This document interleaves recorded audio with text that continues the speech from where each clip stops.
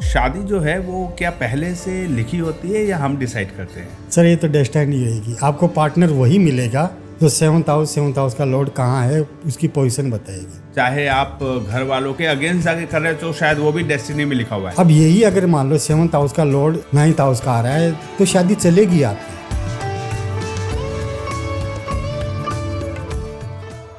किस सिचुएशन में नहीं चलेगी? सिक्स्थ हाउस का एस्पेक्ट आ गया, सिक्स्थ हाउस का लॉर्ड साथ आ गया, सिक्स्थ हाउस का है लड़ाई होगी। फिल्मी लैंग्वेज में बात किया ना तो एक कान के नीचे बजा के दूंगा। ट्वेल्थ हाउस का एस्पेक्ट आ रहा है, पक्का लॉस होगा ही होगा। आपने देखा होगा ना बहुत से लोग बाग लिव इन में रह रहे हैं, हाँ 2 साल 3 साल 5 साल कोई प्रॉब्लम नहीं है, हाँ। वही शादी करते हैं साल 2 साल में डिवोर्स हो गया। कई चार्ट होते हैं जो शादी के लायक होते ही नहीं है। कौन सा प्लैनेट 7th हाउस में आए तो शादीशुदा जिंदगी में उथल पुथल मचा सकता है? सर मेलेफिक प्लैनेट कोई भी आए, मार्स आ गया, सैटर्न आ गया, राहु हो गया, केतु हो गया, तो प्लैनेट के हिसाब से होता है। फर्स्ट हाउस में अगर ज्यादा प्लैनेट है, 3-4 प्लैनेट है तो आपका ईगो रहेगा, वहाँ क्लेश क्या होगा ईगो की वजह से। और वो उल्टा है तो वाइफ डोमिनेट हो जाएगी। करेक्ट। मैरिज है क्या, मैरिज है ही कंप्रोमाइज।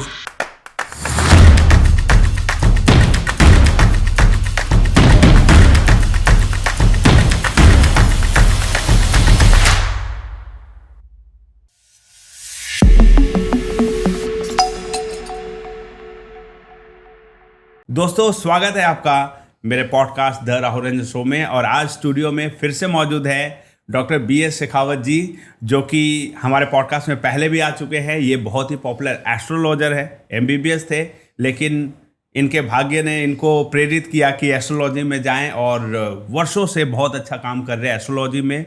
लोगों को रेमेडीज दे रहे हैं एस्ट्रोलॉजिकल और बड़े साइंटिफिक तरीके से ये समझाते हैं एस्ट्रोलॉजी। तो पिछली बार जब सर पॉडकास्ट में आए थे तो बहुत सारे व्यूअर्स ने रिक्वेस्ट की कि सर को फिर से बुलाइए, और कुछ कमेंट्स आए थे कि मैरिड लाइफ के ऊपर, कपल्स के ऊपर, रिलेशनशिप के ऊपर एक पॉडकास्ट सर के साथ करिए। तो आप लोगों के फरमाइश पे शेखावत सर आए हैं और आज हम बात करेंगे sir married life and relationship, couple के लाइफ के ऊपर कि एस्ट्रोलॉजिकली ये कितना डिपेंडेंट है और कैसे ठीक किया जा सकता है। तो सर स्वागत है आपका हमारे podcast the Rahul Ranjan show में। थैंक यू राहुल जी, आपके व्यूअर्स को भी नमस्कार। जी सर।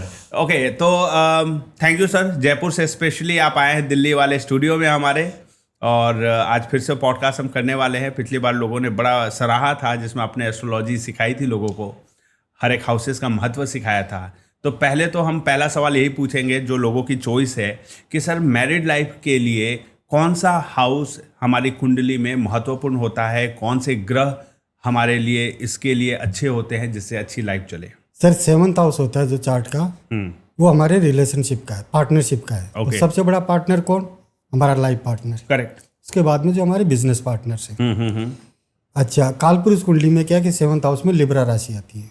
अच्छा। उसका लॉर्ड है वीनस। वीनस 2 ग्रहों का मालिक है, 2nd हाउस का और 7th हाउस का। 2nd हाउस होता है हमारा फाइनेंस, पैसा, और मेल के लिए वीनस उसकी वाइफ होता है। ओके। तभी तो हम कहते हैं ना गृह लक्ष्मी आई है। हाँ शादी होती है और किसी को तो नहीं कहते ना, वाइफ को ही कहते हैं हम गृह लक्ष्मी आई है। जी सर। तो वीनस सबसे पहले तो 7th हाउस अच्छा होना चाहिए, 7th लॉर्ड अच्छा होना चाहिए तो शादी चलेगी। Okay. 7th house, 7th Lord, भाई 7th हाउस का मालिक वीनस। वीनस। अब ये जरूरी नहीं कि कालपुरुष कुंडली में तो 7th हाउस का मालिक वीनस है, वीनस भी अच्छा होना चाहिए। और हो सकता है जैसे आप कैंसर लग्न के हो, है ना, तो आपका 7th हाउस का लॉर्ड बनेगा शनि, सैटर्न। तो सैटर्न की पोजीशन अच्छी होनी चाहिए और 7th हाउस में कोई मेलेफिक प्लैनेट नहीं होना चाहिए। कौन सा प्लैनेट 7th हाउस में आए तो शादीशुदा जिंदगी में उथल पुथल मचा सकता है?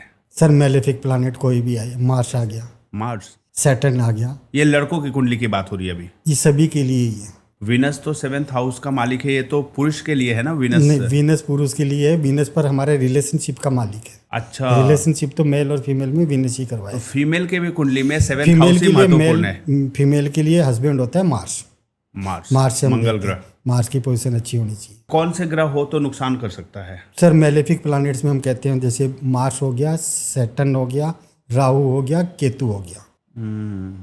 और अब जैसे मरकरी भी यहाँ पे हो तो अच्छा नहीं है। मरकरी का भी मरण करण कर रही है ना, मतलब मरकरी एक्चुअली क्या है कि मरकरी सैटर्न हो, मान लो लगन में आ गया नवमास कुंडली में, लेकिन मरकरी को तो ये भी बोलते हैं कि ये जवान रहता है, बच्चा प्लैनेट बिल्कुल है, बच्चा रहता है। हाँ, तो यंग रहेगा, तो ऐसा नहीं हो सकता कि ये वो मरकरी रहे 7th हाउस में तो उनका प्यार भी नहीं, देखिए मैं आपको वैसे यंग रहे। समझाता हूँ। ऐसे क्या है, 7th हाउस हमारे रिलेशनशिप का घर है ना। अब वहाँ पे अगर मार्स आ गया, केतु आ गया, तो मार्स और केतु दोनों ही क्या ये कोरुलर है इसके स्कॉर्पियन राशि के। कालपुरुष कुंडली में 8th हाउस होता है स्कॉर्पियन राशि का। स्कॉर्पियन राशि का मतलब है कि सडन प्रॉब्लम, ट्रांसफॉर्मेशन, प्रॉब्लम आनी ही आनी है ना। अब सपोज करो मार्स आ गया, मार्स का नेचर क्या है, एग्रेसिव, हाँ, गुस्सापन जिसको कहते हैं ना, मांगलिक। हाँ, मांगलिक होना। मांगलिक अगर 7th हाउस में मार्स है तो मांगलिक बोलते हैं, लग्न में है तो मांगलिक बोलते हैं। अच्छा, 7th हाउस में होता है मार्स तो मांगलिक हो जाते हैं, चाहे लड़का हो चाहे लड़की हो। लड़का हो चाहे लड़की हो, लग्न में हुआ तो भी मांगलिक हो गया, 4th हाउस में है तो भी मांगलिक है, 8th हाउस में तो भी मांगलिक है, और 12th हाउस में तब भी मांगलिक है। अब 4th हाउस में तो उसका 4th एस्पेक्ट और आता है, वो मार्स का नेचर है, मार्स कमांडर है, उसका लड़ना है काम। तो लड़ाई कहाँ करेगा, या तो घर में करेगा, 4th हाउस में, 4th हाउस हमारा घर होता है, या घर वालों के लिए लड़ाई करेगा। और उसका 4th एस्पेक्ट कहाँ आ गया, 7th हाउस पे। 7th हाउस हमारे पार्टनरशिप मतलब स्पाउस का घर। हस्बैंड वाइफ हस्बैंड से लड़ेगी, हस्बैंड वाइफ से लड़ेगा। 7th हाउस में मार्स आ जाए तो लड़ाई होगी। अच्छा नहीं, मेलेफिक प्लानेट नहीं होने चाहिए, नहीं होना चाहिए। शादी अच्छी चलने के लिए क्या है कि 7th हाउस अच्छा होना चाहिए भाई। अच्छे घरों की नज़र, जिसको हम कहते हैं दृष्टि होगी। मान लो 159 है, सबसे अच्छे होते हैं किसी की भी कुंडली में। 5th और 9th हाउस तुम्हारे भाग्य का, फिर तुम्हारे पिछले जन्म में जो हमने अच्छे पुण्य कर्म किए हैं, पुण्य है ना, पुण्य लेके। अगर 7th हाउस में सन हो, जो नंबर 1 है, सन भी देखिए क्या है, सन अगर 7th हाउस में है तो एक तो वो हाउस वाइज नीच का हो गया। क्यों? इसलिए हो गया कि देखिए सन क्या है, सन है राजा। 7th हाउस हमारे रिलेशनशिप। पहले तो आप वैसे ही समझ लो कि राजा कब तक अच्छा लगता है, जब तक उसके सर सिंहासन पे है, मुकुट उकुट लगा है, तब लगता है पति राजा। बन गया तब तो दब गया, पत्नी की सारे आदेश मानेगा वो। रिलेशन के लिए आ रहा है तो वो तो मुकुट उकुट तो वहां रख के जाएगा, यानी सन वहां पे अच्छा नहीं। 7th हाउस सबसे ठंडा घर होता है, और सूर्य सन 1st हाउस में सबसे ज्यादा पावरफुल होता है, एक्सल्टेड होता है। अच्छा, 1st हाउस जहाँ मतलब हमारा लग्न अराइज कर रहा है, लग्न जहाँ भी राइज करेगा ना, लग्न अब जैसे सबका अलग अलग होगा, एरीज लग्न है मान लो, है ना, तो अब जहाँ पे लग्न ही अराइज कर रहा है वो सबसे गर्म घर है। मार्स की एनर्जी रहेगी, सन की एनर्जी रहेगी वहाँ पे, दोनों ही गर्म है। ये मून रहे तो मून तो इमोशनल बॉडी है एक्चुअली, देखो मून तो इमोशनल बॉन्ड बनाएगा कपल के बीच में, इमोशनल बॉन्ड बनाएगा, अलग चीज़ है। लेकिन ये क्या है कि माइंड फ्लक्चुएट बहुत जल्दी करेगा, मूड स्विंग्स बहुत जल्दी कराएगा। इमोशनल आदमी तो आपको ध्यान है ना, ज़्यादातर अपना ही नुकसान करवाता है। अब सन अगर 7th हाउस में चला गया है तो ये तो मान के चलिए कि वो वहाँ नीच का हो गया है, तो उसका एक तो ह्यूमिलेशन होना तय है लेडीज़ के द्वारा, समझ गए। अच्छा, तो और 7th हाउस में अगर उसकी मैरिज चलानी है ना, तो भैया उसको घर छोड़ना पड़ेगा, अपनी जगह से दूर जाना पड़ेगा वाइफ को लेके। अच्छा, तो ही चल सकती है, अदरवाइज और वाइफ से तो दबना ही दबना है उसको। अच्छा, खुद के कुंडली में भी अगर सन हो तो भी दबेगा खुद की किसी की भी कुंडली में, खुद का तो होएगा ही तो ना। आपका ही अगर सन आपकी कुंडली में ही है ना, सन तो आपका ही काम करेगा ना। अच्छा, अगर वाइफ के कुंडली में हो सन तो वाइफ दबेगी। वाइफ दबेगी। अच्छा, सन हमारी रेपुटेशन है।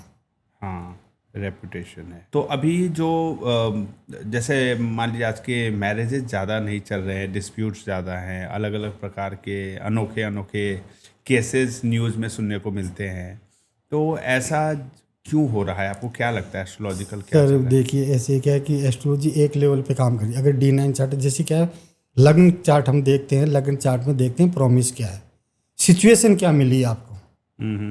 सन सपोज करो सन यहाँ पे आपके 7th हाउस में, और नमाज D9 चार्ट में वो सन एक्सल्टेड हो रहा है, तो इनिशियली खराब है, बाद में बहुत अच्छा है, 1-2 साल बाद में ठीक हो जाएगा। तो वो हमारे फ्रूट्स हैं। D9 चार्ट जो देखते हैं नमाज कुंडली, वो हमारे फ्रूट्स हैं। अभी आप देखिए जैसे मान लो सपोज है भाई 7th हाउस का लॉर्ड अगर लग्न में है, 7th हाउस का लॉर्ड लग्न में, यानी कि आपके आ गया, तो 7th हाउस का लॉर्ड लग्न में है तो वाइफ आपको कंट्रोल करने आ रही है। कहते हैं ना अब जब शादी होने के बाद में अरे ये तो जोरू का गुलाम हो गया, वो क्या करे, प्लानिट यूज कैसे लगन कोई में भी है, कोई भी आएगी कोई उसका जो कोई उसका भी गुलामी है। बनेगा क्योंकि उसकी कुंडली कह रही है। वो तो उसका चार्ट कोई किसी से भी शादी करके लाए, तो वो उसके कंट्रोल में आना ही आना, क्योंकि पार्टनर जा रहा है उसको कंट्रोल करने के लिए। वही अगर ऊपर लग्न का मालिक सेवंत में है, तो वो वाइफ को कंट्रोल करेगा। अच्छा, समझ गया ना? हाँ। दोनों चीज़ है। अब वो लगन में जैसे चला गया, और जैसे वो ये कि भले अपन कालपुरुष कुंडली में अपन देखते हैं तो सेवंथ हाउस का लॉर्ड वीनस हो जाता है, लगन में चला गया मार्स के घर में, मार्स वीनस का कनेक्शन हो गया। ऐसे बंदे की शादी वहाँ ही होएगी जहाँ पे वो पहले से किसी को जान रहा होगा, या तो उसकी फैमिली जानती होगी, या वो जानता होगा, उसके साथ में पढ़ रहा होगा, या जान साथ में पहचान जॉब के कर ही रहा होगा। फैमिली के थ्रू रेफरेंसेस के रेफरल शादी ही होगी। ऐसी ही वरना ऐसे नहीं होगी। अच्छे वो जैसे ऐसे भी हो सकता है, फैक्ट्री मतलब फैक्ट्री वाला हो, है ना, मैकेनिकल इंडस्ट्री से हो, लेबर से काम करने वाला हो, ऐसे फील्ड से आएगा, ह्यूमन रिसोर्सेज वाला हो, ऐसे फील्ड से आएगा पार्टनर। अगर आपका सेवंथ हाउस का लॉर्ड लग्न में है। अगर सेवंथ हाउस का लॉर्ड सेकंड हाउस में चला गया, तो एक तो उसकी मतलब कि ये मान के चलिए उसकी फैमिली की कोई ना कोई हिस्ट्री रहेगी, अच्छी या बुरी। वो तो सर्कमस्टांसेस बताते हैं प्लानिटरी पोजीशन क्या है, अच्छा भी होगा पर लेगेसी पक्का रहेगी, अच्छे घर से होगी। फाइनेंस इंडस्ट्री, फाइनेंस में हो सकता है, बैंक में हो सकता है, फूड इंडस्ट्री में हो सकता है पार्टनर, वहाँ से आ सकता है। ओके। यही अगर थर्ड हाउस में चला गया सेवंथ हाउस का लॉर्ड, और थर्ड हाउस देखो एग्जल्टेड हो गया, पावरफुल हो गया, ओके।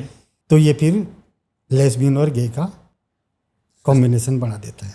अच्छा, वो फिर वो खुद वो जो भी पर्सन है, मेल है फीमेल मेल है, है फीमेल है, वो या तो लेस्बियन बने हो सकते हैं या गे बन सकते हैं। उनके वो प्लेनेटरी पोजीशन क्या है? थर्ड हाउस क्या हमारे पड़ोस है, शादी पड़ोस में हो सकती है।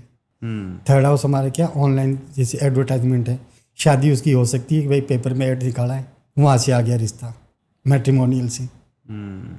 यही थर्ड सेवंथ हाउस का लॉर्ड अगर फोर्थ में चला गया, तो वाइफ बड़ी अच्छी मिलेगी, नर्सरिंग मिलेगी, केयर करने वाली मिलेगी। लेकिन अगर उन्होंने घर नहीं छोड़ा, जगह छुड़वाएगी वहाँ से, अगर मैरिज चलानी है तो। अच्छा, वरना वहाँ फिर वो पंगा ही रहेगा।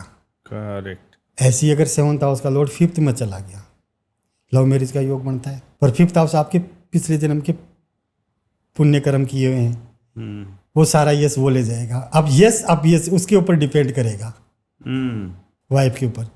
हो सकता शादी के बाद में हो सकता है आप नीचे जा रहे हो सकता है आप ऊपर आ रहे हो, तो प्लानिट के हिसाब से होता है। अब फिफ्थ हाउस में है तो सबसे मतलब एक तो यही है कि भाई पार्टनर की रेस्पेक्ट बहुत ज़रूरी होती है। अगर आप उसको पार्टनर को रेस्पेक्ट कर रहे हो, अपने सनातन धर्म में तो कहती है पार्टनर की रेस्पेक्ट होनी ही होनी चाहिए। जी। मेरा लक्ष्मी है, लक्ष्मी तो वही है, राइट। तो ठीक रहेगा। अब यही मान लो सिक्स्थ हाउस में चला गया सेवंथ हाउस का लॉर्ड, तो सिक्स्थ हाउस में मतलब पार्टनर इतने काम लेके आएगा, सारे इसी को करने हैं पूरे। कॉम्बिनेशन अच्छा नहीं है। सिक्स्थ हाउस में पार्टनर दुश्मन की तरह भी व्यवहार कर सकता है, सिक्स्थ हाउस दुश्मन का भी है, और सेपरेशन करवा देता है। अगर सिक्स्थ हाउस के लॉर्ड की दशा आ रही हो तो भैया उसको रोकने के लिए या तो जैसे दो ही तरीके, या तो जॉब क्योंकि सिक्स्थ हाउस हमारा जॉब भी होता है, बंदा कहीं जॉब कर रहा है, उसका पीरियड चल रहा है, बाहर रह ले। अच्छा।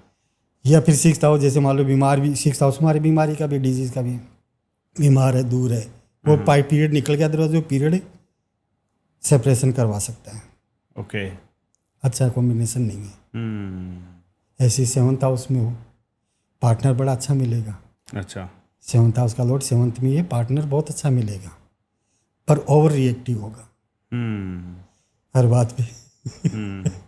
और वही सेवंथ हाउस का लॉर्ड अगर एट्थ में चला गया सपोज, तो एट्थ हाउस डीके का है, मारना है उसको। ओके। पार्टनर को धीरे धीरे धीरे धीरे, वो कहीं जॉब कर रहा होगा बेचारा, वहाँ से नीचे धीरे धीरे धीरे खत्म ही होना है उसको। नाइन्थ हाउस में भी अच्छा नहीं होता। नाइन्थ हाउस का लॉर्ड अगर सेवंथ में है बहुत अच्छा है, पार्टनर आपके लिए भाग्य लेके आएगा। शादी के बाद में आपने नोट किया होगा ना, बहुतों की शादी के बाद में सब कहते हैं अरे हमारे घर गृह लक्ष्मी आई है भैया, इसके आने के बाद में ये हो गया, अच्छा होने लग जाता है, कोई बर्बाद भी हो जाता है। हो गया। वरना क्योंकि क्या है कि थर्ड हाउस में राहु की एनर्जी रहती है, एक्सल्टेड रहता है वहाँ पे। नाइन्थ हाउस में केतु, वीनस केतु का कनेक्शन बन गया, मेरी लाइफ अच्छी नहीं जाएगी। और वही सेवंथ हाउस का लॉर्ड अगर टेंथ में है तो आपका कुलीग होगा, साथ में जॉब करने वाला हो सकता है, बिजनेस में करने वाला हो सकता है, पार्टनर आ सकता है आपका। बहुत अच्छा है।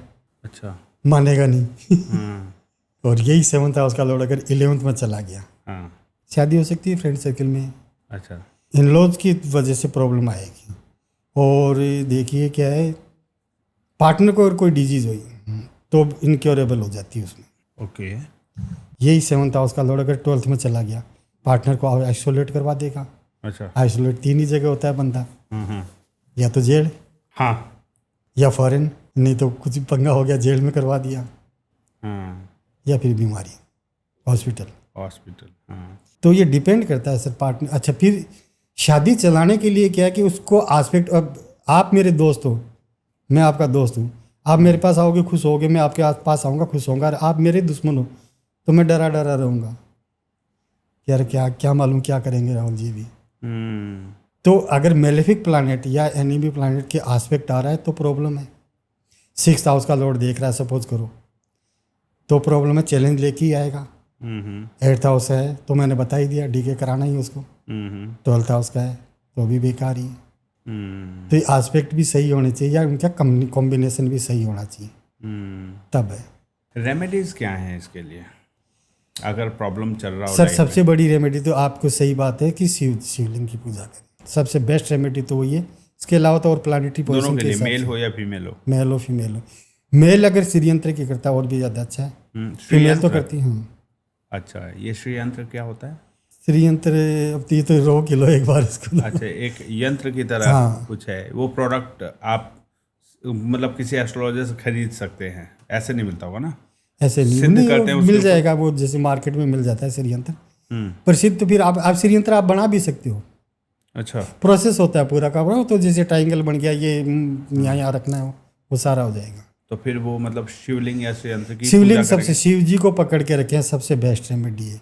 अच्छा। अब देखो क्या होता है, जैसे सपोज करो, अभी बली कर सकते हो, जैसे अपन मार्स का देखते हैं ना, सपोज मार्स आ गया 7th हाउस में, मार्स है मेलेफिक प्लानिट है, प्रॉब्लम करेगा ही करेगा। तो सबसे अच्छी रेमेडी है कि यार हनुमान जी को आप लड्डू चढ़ाएं, पान स्पेशली अगर पान चढ़ाते हैं बहुत अच्छा है। अच्छा। वहीं अगर केतु आ गया, केतु देखिए अगर 7th हाउस में हो गया ना, तो पार्टनर बड़ा अतरंगी मिलेगा उसको ऐसा ही पसंद आएगा। लोग बाग ये कहेंगे यार क्या देखा तूने इसमें। अच्छा। केतु को आत्मा से प्यार है, उसको फिजिकल बॉडी तो ही नहीं, दिमाग, वो केतु के ऊपर वाला तो ही नहीं, वो दिमाग तो लगाता ही नहीं, वो सोल से प्यार होता है उसको। अब सोल से प्यार है तो उसके लिए तो कोई भी चलेगा ना। तो वो किसी को तो भी पसंद कर सकता है, किसी को भी पसंद कर सकता है, आंखें नहीं है उनके पास। तो वो कहता है ठीक है यार ये ही है मेरे मैच का बंदा। अच्छा। तो ये केतु अगर है जैसे मान लो, तो अच्छा केतु के पास एक्सप्रेशन नहीं है, वो एक्सप्रेस ही नहीं कर पाता, वो बेचारा कहीं दुखी भी है तो बता नहीं पाता। मंगल तो बता देगा, गुस्सा कर लेगा ना, केतु तो नहीं कर सकता, वो एक्सप्रेशन ही नहीं है। तो जैसे तुलसी विवाह बहुत अच्छा है इसकी रेमेडी। ओके। गणेश जी की पूजा करें, बहुत अच्छा है। ओके। तो ये डिपेंड करता है प्लानिट कौन सा आपका वहाँ कहाँ पे क्या है। पर शिव जी को तो आप पकड़ते हैं तो बहुत ही अच्छा है। और वैसे भी क्या है, देखिए जैसे एकादशी का फास्ट है, बहुत अच्छा है। अगर आप फास्ट करते हैं मेरी लाइफ ठीक होने लग जाती है। षष्ठी जो आपकी लड़ने की है टेंडेंसी, षष्ठी का भी अगर आप फास्ट करते हैं तो वो भी धीरे धीरे ख़त्म होने लग जाती है। अच्छा। अब दूसरा क्या होता है, देखिए क्या सर, फर्स्ट हाउस आपकी खुद की आपकी पर्सनैलिटी है, 7th हाउस आपके पार्टनर की पर्सनैलिटी है। फर्स्ट हाउस में अगर ज़्यादा प्लानेट है, 3-4 प्लानेट है, 7th हाउस में है कि नहीं, तो आपका ईगो रहेगा वहाँ। क्लेश क्या होगा, ईगो की वजह से। आप मजबूत हो गए ना, 4-4 प्लानेट लेके बैठे हो, और वो उल्टा है तो वाइफ डोमिनेंट हो जाएगी। करेक्ट। मतलब पार्टनर डोमिनेंट हो जाएगा, लड़की के तो हस्बैंड डोमिनेंट हो जाएगा, लड़के के तो उसकी वाइफ डोमिनेंट हो जाएगी। तो बैलेंस बनाना बहुत ज़्यादा ज़रूरी होता है। मैरिज है क्या, मैरिज है ही कंप्रोमाइज। कंप्रोमाइज हस्बैंड वाइफ एक दूसरे को कंप्रोमाइज ही करेंगे ना यार, कोई बात नहीं, आज आप वाइफ को गुस्सा आ गया, कोई बात नहीं यार, थोड़ी टॉलरेंस पावर रखो। टॉलरेंस होना चाहिए दोनों के अंदर, दोनों का ईगो क्लेश होएगा, अदरवाइज तो ईगो क्लेश होना ही होना है ना। अगर ये तो पुश एंड पुल वाला इफेक्ट हो जाता है, जैसे मान लो 7th हाउस का लॉर्ड एक्सल्टेड है, लग्न में चला गया और वहाँ पे कोई डेबिलिटेड प्लानेट आ गया, तो भी वो एनर्जी तो मिसबैलेंस होगी ना।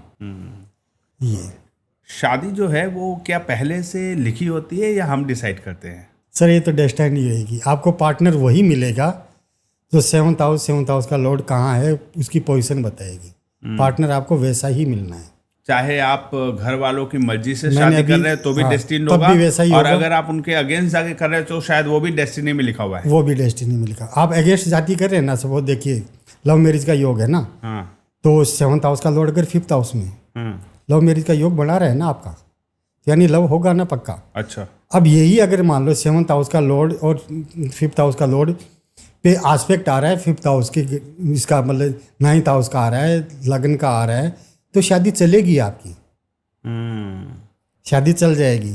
किस और सिचुएशन में नहीं चलेगी? 6th हाउस का आ गया, 6th हाउस का आस्पेक्ट आ गया, 6th हाउस का लॉर्ड साथ आ गया, 8th हाउस का आ गया, 6th हाउस का है लड़ाई होगी, अच्छा। है ना, शादी होएगी लड़ाई होगी।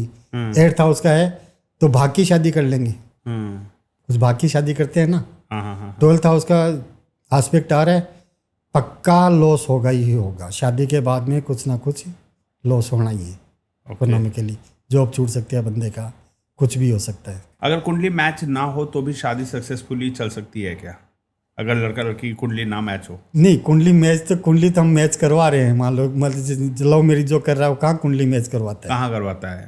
हाँ हाँ। शादी चलने का एक ही आप D9 चार्ट देखेंगे, शादी D9 4th हाउस क्या होता है, हमारी शादी का सुख है, शादी का सुख है कि नहीं है। 4th हाउस में अगर मेलेफिक प्लानिट है शादी नहीं चलेगी ना, उसकी रेमेडी करनी पड़ेगी, कौन सा प्लानिट है। यानी कि उन्होंने बिना कुंडली देखे दिखाए शादी कर ली, अब अगर परेशानी आ रही है तो अब एस्ट्रोलॉजर देखेंगे दोनों कुंडली और डिसाइड करेंगे कि भाई किस वजह से, वो बताएंगे कि क्यों आपका नहीं चल रहा, इसका क्या रेमेडी है। कहीं ना कहीं आपके हाउस में प्रॉब्लम है, ग्रहों की दशा गलत चल रही है। सिंपल है, देखो D9 चार्ट वो फ्रूट्स है हमारे, है ना। हाँ शादी को हम देखेंगे D9 चार्ट से। D9 चार्ट अगर जैसे लगन लोड खराब हो गया, हाँ। लगन लोड खराब, सबसे पहले कोई भी चार्ट देखेंगे उसका लगन लोड ही देखेंगे। लगन लोड अच्छी पोजीशन पे, बहुत अच्छी कुंडली है। फिर उस पे उसके फ्रेंड्स का एस्पेक्ट आ रहा है, अच्छे प्लानेट में बेनिफिक प्लानेट्स का एस्पेक्ट आ रहा है, बहुत अच्छा है, शादी चलेगी आराम से। 5-9 का एस्पेक्ट आ रहा है, शादी चलेगी। और वहीं 6, 8 और 12th का एस्पेक्ट आ रहा है, शादी नहीं चलेगी ना, प्रॉब्लम आएगी ना। तो आप यूथ को क्या सजेस्ट करेंगे जब जहाँ पे लव मैरिज की सिचुएशन है, अब वो शादी करना डिसाइड करते हैं, है ना, तो क्या वो आप उनको ये सजेस्ट करते हैं कि पहले आपस में एक दूसरे की कुंडली दिखा दें फिर शादी करें, या करें शादी और बाद में देखा जाएगा? नहीं, वो तो पहले ही दिखा लेनी चाहिए ना, अगर कोई प्रॉब्लम है, कुछ चार्ट ही बाद नहीं में होते अफसोस शादी करने के से लायक। बेटर है कि पहले कुंडली दिखा लें। सर कितने ही चार्ट ऐसे होते हैं वो शादी के लायक ही नहीं होते, होनी ही नहीं चाहिए शादी। अच्छा। कर लेते हैं तो वही ना, प्यार आपने मोहब्बत नोट बढ़िया किया। चल रहा है, हो सकता है शादी के बाद नहीं चलेगा। देखिए प्यार देखते हैं हम 5th हाउस से, मैरिज देखते हैं 7th हाउस से। ओके। आपने देखा होगा ना, बहुत से लोग बाग लिव इन में रह रहे हैं, हाँ 2 साल 3 साल 5 साल कोई प्रॉब्लम नहीं है, हाँ वही शादी करते हैं, साल 2 साल में डिवोर्स हो गया, यानी 7th हाउस एक्टिवेट हो जाता है। 7th हाउस में मेलेफिक प्लानेट है, या D9 चार्ट में मेलेफिक प्लानेट है, तो शादी नहीं चलेगी। वो शादी तोड़ के खुशी खुशी साथ में भी रह सकते, लेकिन शादी में साथ में खुश नहीं रह सकते। ओके, तो ये दिखाना चाहिए। वो तो अंधे हो जाते हैं ना प्यार में, वो सोचते हैं कि सब अच्छा ही रहेगा, जब हम अभी खुश है तो बाद में भी खुश रहेंगे, और बाद में फिर कलह होना शुरू हो जाता है, फिर एक दूसरे से मनमुटाव शुरू हो जाता है, फिर वो सोचते पता नहीं क्या हो गया। यही है। फैमिलीज का इम्पैक्ट कैसे पता चलेगा कि शादी के बाद हमारे फैमिलीज का कितना इंटरफेरेंस रहेगा, वो कैसे देखते हैं? सर बहुत होता है, देखिए 7th हाउस का लॉर्ड 4th हाउस में है, हाँ। तो ये मान के चलिए 4th, ये वास्तु का ही एक तरीके से मान के चलिए कि वो रेमेडी है, उसको घर से दूर जाना ही है। शादी चलानी है तो घर से दूर जाना है। वीनस मरकरी, वीनस का और मून का कनेक्शन है ना साथ में, तो वीनस हमारी वाइफ होती है और मून हमारी मदर होती है। हस्बैंड वो साथ में हो गए और मेलेफिक इफेक्ट आ गया तो सास बहू में नहीं बनेगी, वो माँ की तरफ बोलेगा तो कहे मम्माज वो है, और वाइफ की तरफ बोलेगा तो जोरू का गुलाम। किसी की शादी नहीं हो रही है, बहुत टाइम लग रहा है, लेट हो रहा है, तो ये कैसे पता चलता है कुंडली को देखकर कि शादी कब होगी? सर देखिए, एक तो क्या है कि शादी होएगी तब जब 7th हाउस एक्टिवेट होगा। सैटर्न देख रहा है, सैटर्न जैसे डिले करवा देता है, मैक्सिमम केसेज में कोई ज़रूरी नहीं है पर डिले करवा देता है, पर डिनाई नहीं करता। सैटर्न का एस्पेक्ट आ रहा है, डिले हो जाती है शादी, 32 के बाद में होती है बहुतों की शादी। और जैसे अदरवाइज तो जैसे शादी का है ही नहीं, अगर प्रॉमिस ही नहीं है तो दिक्कत है। देखिए क्या होता है, भृगुनंदी नाड़ी में ऐसे है सोते, जुपिटर से अगर वीनस 4, 6, 8, 12 में है तो शादी होना मुश्किल है, तो शादी नहीं होती। ऐसी अपोजिट देख लीजिए। और जुपिटर से मान लो मार्स वही 4, 6, 8, 12 में है तो भी शादी में लेडीज की, लड़की के लिए दिक्कत है। ऑड नंबर में है शादी इजीली होएगी पक्का, वो तो प्लानिटरी पोजीशन के हिसाब से मालूम होएगा शादी कब हो रही है। भाई जुपिटर आप हो, है ना, इसमें जैसे अपन जुपिटर जिसमें जीव है ना, मतलब बंदा खुद ही है। अब जैसे वीनस की तरफ अप्रोच कर रहा है, यानी वीनस के साथ रिलेशन बन रहा है, वीनस के एस्पेक्ट कर रहा है या वीनस के साथ में बैठा है, शादी का योग बन जाता है। ऐसे जुपिटर मार्स के साथ में जा रहा है तो लड़की के लिए शादी का योग बन जाता है। या फिर 7th हाउस की दशा आ रही हो, 2nd हाउस की दशा आ रही हो, 9th हाउस की दशा आ रही हो, तो शादी का योग बन जाता है। 2nd हाउस जैसे हमारी फैमिली होता है तो किसी ना किसी मेंबर का एडिशन होएगा ना। 7th हाउस हमारे रिलेशनशिप है, एक्टिवेट हो गया है कि उसकी दशा आ रही है तो शादी का योग बन रहा है ना उस समय।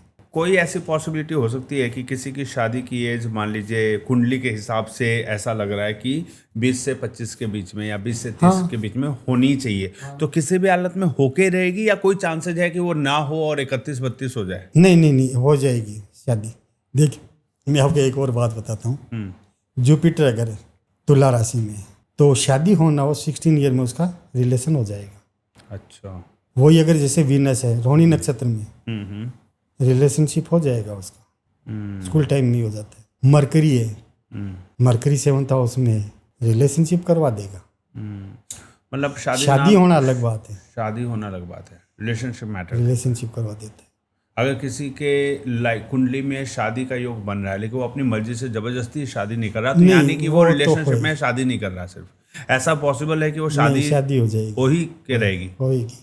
ऐसा कभी ऐसा हुआ है कि कोई आपके पास क्लाइंट आए हो, उन्होंने बोला है कि सर बताइए कब शादी होगी, और वो झूठ बोल रहा हो, आपने पकड़ के बोला हो कि भाई तुम्हारी शादी हो चुकी है, मान ही नहीं सकते कि नहीं हुई हो? नहीं ऐसे आए नहीं है, पर कुछ आ भी सकते हैं, ऐसी कोई बड़ी बात नहीं, वरना सभी तो आएंगे। एस्ट्रोलॉजर के पास तो दुखी आएगा आदमी। हाँ, तो वो तो बेचारा सच अच्छा, वो सच ही बताता है कि ये कभी डॉक्टर को कोई झूठ क्यों बोलेगा, ट्रीटमेंट चाहिए उसको। कोई मे बी आपके स्किल की नहीं, अभी तक मेरी परीक्षा लेना चाह रहा नहीं आया ऐसे। अच्छा, हाँ, नहीं ऐसा नहीं आया।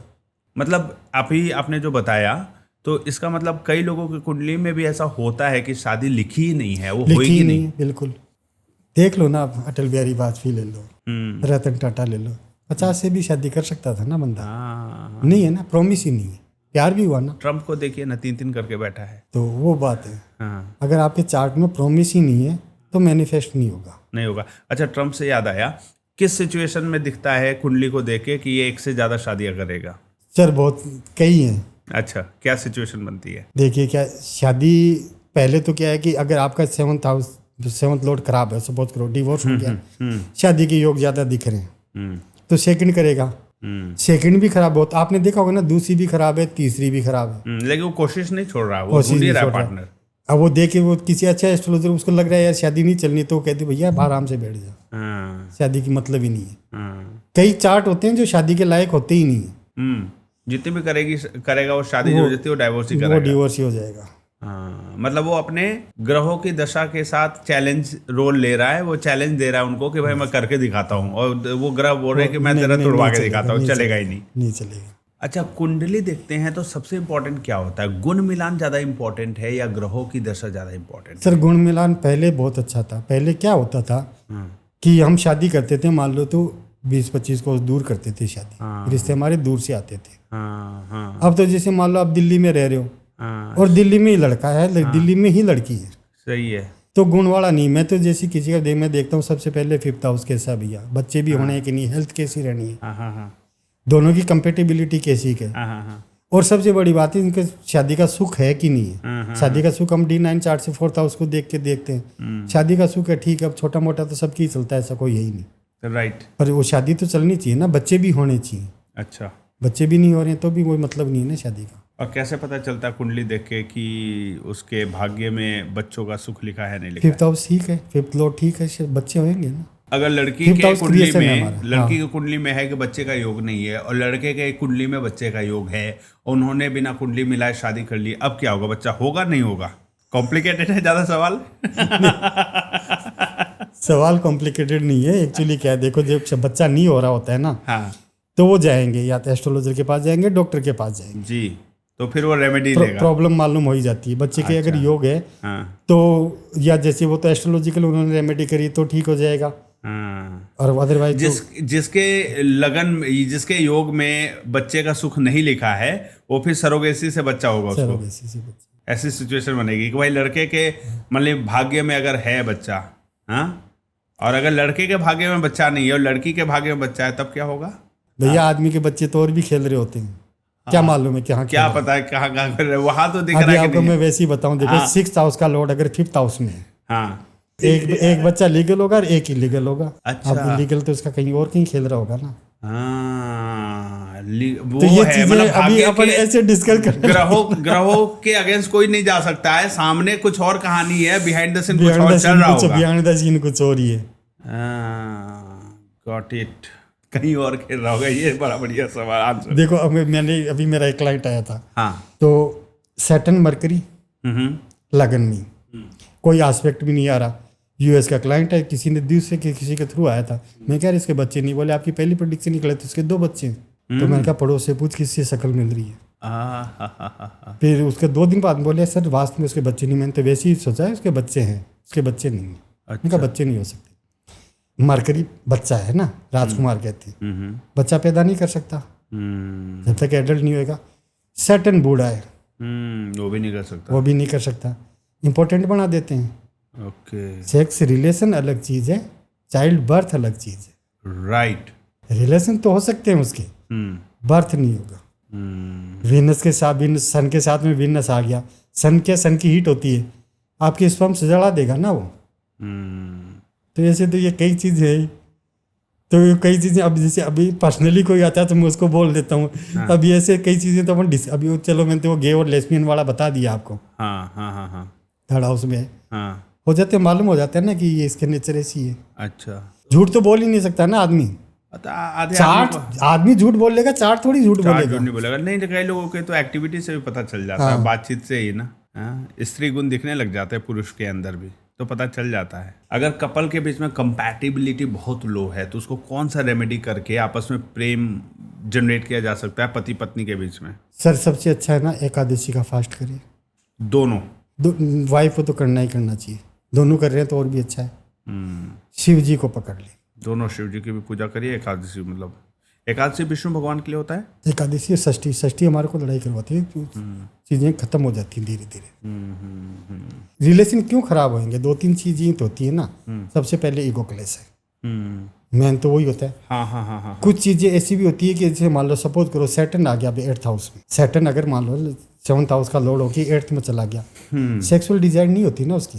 अच्छा, कि सेक्सुअल डिजायर नहीं होगी तो रिलेशन, भाई आपको बैलेंस बनाना पड़ेगा हर जगह, अदरवाइज तो रिलेशन खराब हो ही जाएंगे। फिर मैंने आपको जैसे बताया, मैं कहा भाई 1st हाउस में अगर उसकी ज्यादा प्लानेट है तो वो ईगो क्लेश हो गया। राइट। तो एक लिमिट तक कोई भी, क्या आप रबड़ को कितना खींचेंगे, एक लिमिट के बाद में टूट जाएगा। टॉलरेंस पावर कितनी की रहेगी? फिर धीरे धीरे क्या है कि वो रिलेशनशिप ही खराब होती है। एक ही घर में रह रहे हैं, अलग अलग रह रहे हैं, क्या दिक्कत है? 2 स्ट्रॉन्ग पर्सनालिटीज हैं, वो आपस में शादी करते हैं तो वो कैसे मैनेज करते हैं?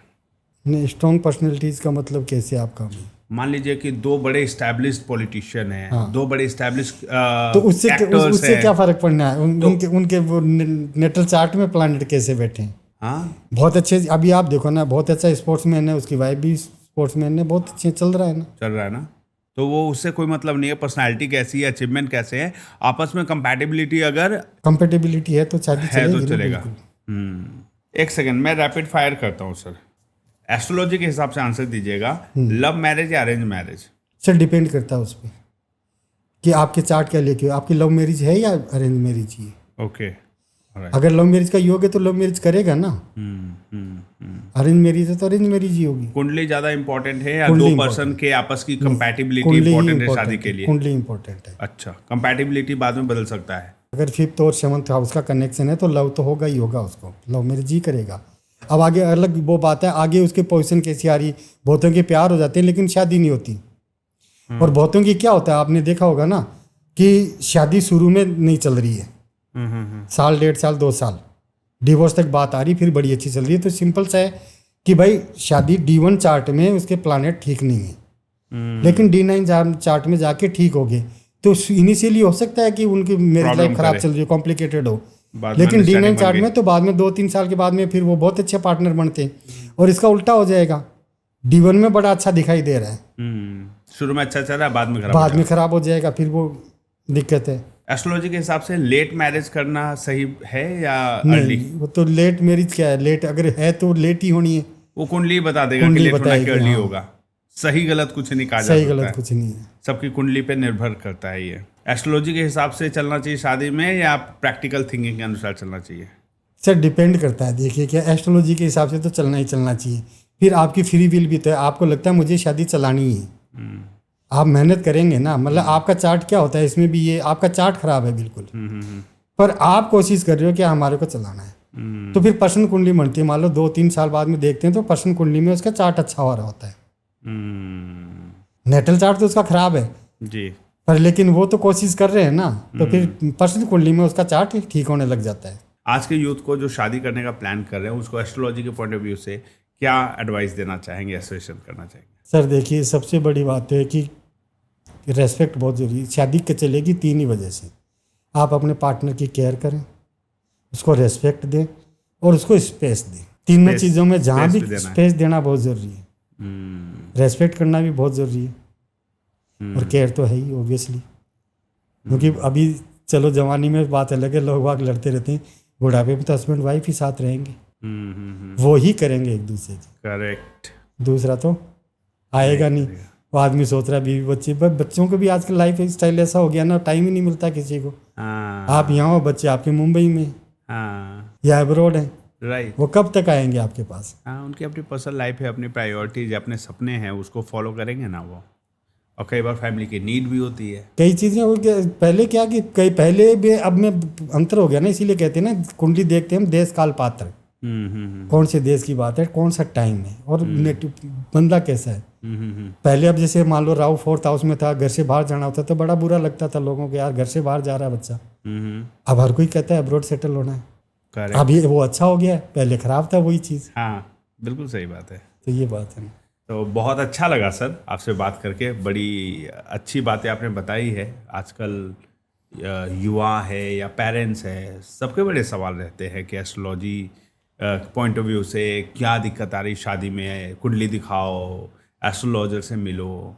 तो आज के डेट में बहुत सारे एस्ट्रोलॉजर ऐसे भी हैं मार्केट में जिनको नॉलेज नहीं होती है, लेकिन कुछ भी सब सिर्फ बिजनेस कर रहे हैं। सर जब टाइम नहीं होएगा ना, आपको अच्छा एस्ट्रोलॉजर मिलेगा ही नहीं। हाँ, जब प्रॉब्लम आती है तो नहीं मिलते हैं। नहीं मिलता। अगर आपका 9th हाउस खराब है तो गुरु भी अच्छा नहीं मिलेगा।